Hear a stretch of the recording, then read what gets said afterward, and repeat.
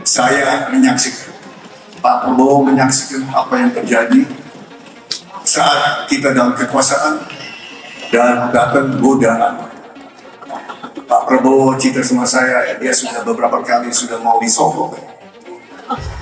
Saya terus terang aja, saya bersaksi, saya juga mau disogok. Jangan ragu-ragu kalau saudara tidak puas dengan pejabat-pejabat di bawah Anda, laporkan, segera kita ganti. Begitu banyak orang yang mau mengabdi. Tidak ada orang di sini yang kebal, yang tidak patuh, tidak bekerja keras untuk bangsa dan negara dan rakyat. Saudara saya beri wewenang, copot segera.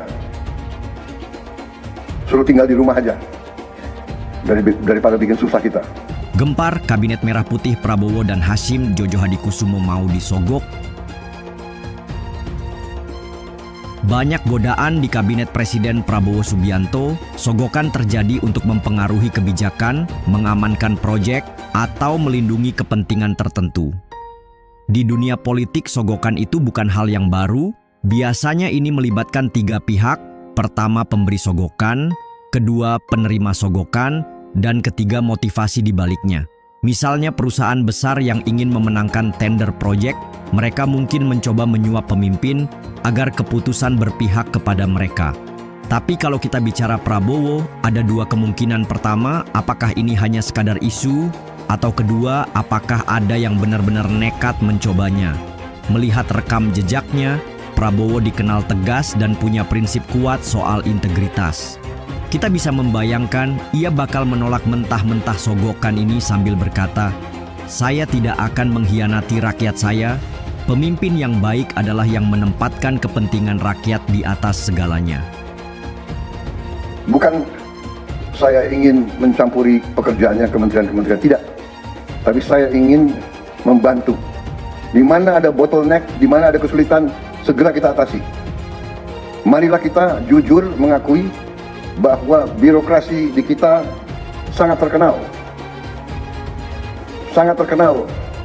ribetnya, sangat terkenal lambatnya. Bahkan ada pembicaraan oleh rakyat kita bahwa birokrasi pemerintah kita sering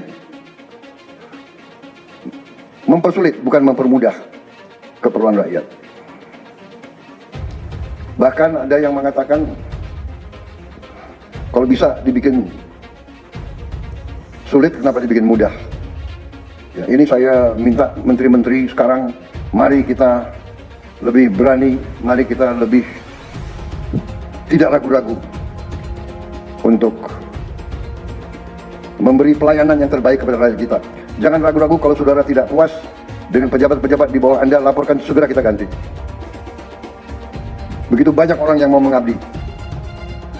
Tidak ada orang di sini yang kebal, yang tidak patuh, tidak bekerja keras untuk bangsa dan negara dan rakyat. Saudara saya beri wewenang, copot segera.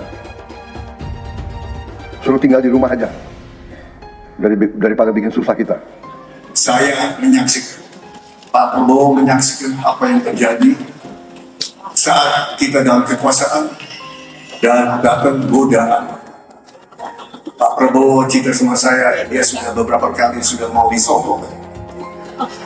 Saya terus terang aja, saya bersaksi, saya juga mau disogok. Tokoh-tokoh nasional di Gerindra sekarang, dari gubernur, dari bupati, dari penguasa, tetap kita berdoa kepada Tuhan Yang Maha Esa. Kita tetap dilindungi, kita ada perisai untuk menolak godaan-godaan yang tetap ada. Dan saya kira di masa depan tetap kita akan digoda. Dan dalam konteks ini, sikap menolak sogokan adalah bukti nyata integritas seorang pemimpin.